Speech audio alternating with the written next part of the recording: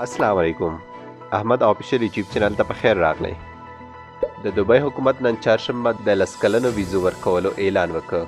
نو اخر دا ویزې به چاته ورکول کیږي او دوبۍ حکومت دا اعلان ولې وکړ؟ د دې لپاره تاسو دا ویډیو ما سره تر اخره پورې وګورئ.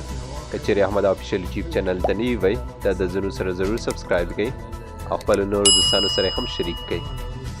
ښه، دوبۍ هیلث اتھارټي یا د دوبۍ روغتیايي اداره کې هغه مسلکي کسان کم چې د کرونا وایرس ناروغۍ پر وړاندې مبارزه کې یې هڅې کړي او زیار یې ایستلی دی، هغوی ته به 10 کلنې ګولډن ویزې ورکړی شي.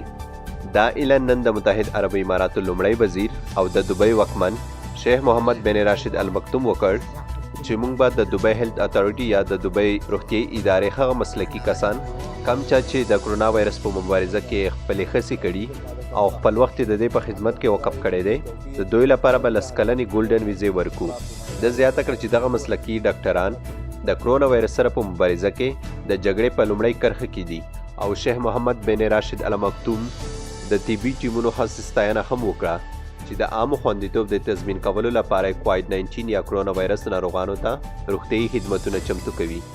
دوستانو 10 کلنې ګولډن ویزو اعلان تیر کړل شوی و چې دا ویزې په ځانګړي توګه ساینسپوهانو ته، پانګوالو ته، په بیلو بیلو برخو کې څیړونکو ته او وتلو زده کوونکو ته ورکول کېدی او اوس د دوبۍ هیلث اتھارټي یا د دوبۍ روغتیايي ادارې هغه مسلکي متخصصینو ته هم د دې ورکول اعلان وکړ کم چې کرونا وایرس سره په مبارزه کې هڅې کړي او زیار یې ایستلی دی. دوستانو دلته یو یادونه کومه چې تر اوسه پورې په متحده عرب اماراتو کې 1.5 میلیونه کووډ-19 یا کرونا وایرس ټیسټونه اخیستل شوي دي چې په دې کې 1.3% نتیجې مثبتې شوي چې دا په خپله هم یو ریکارډ دی او د ټیسټونو اخیستلو لړۍ لا روانه ده. نو الله دې وکړي چې تاسو دا معلومات خوښ شوي وي. که چیرې مو خوښ شوي وي دا ویډیو ضرور در سره لایک کړئ او خپلو نورو دوستانو سره هم شریکه کړئ او که احمد آفیشیل یوټیوب چینل ته نوي وئ دا د ځینو سره ضرور سبسکرایب کړئ او د بیل نښان هم کلیک کړئ تر څو چې په راتلونکي کې دا قسم ویډیوګانې تر ټولو نه مخکې تاسو ته ورسیږي.